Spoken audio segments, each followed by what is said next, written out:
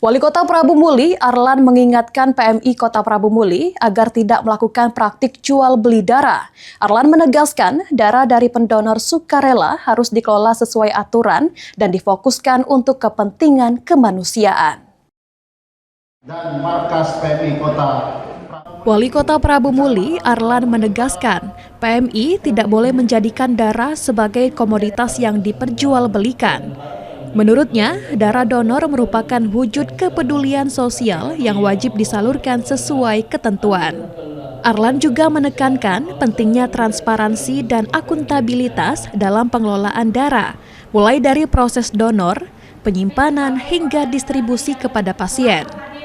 Diharapkan PMI tetap menjaga kepercayaan masyarakat dengan pelayanan yang profesional dan berorientasi pada kemanusiaan.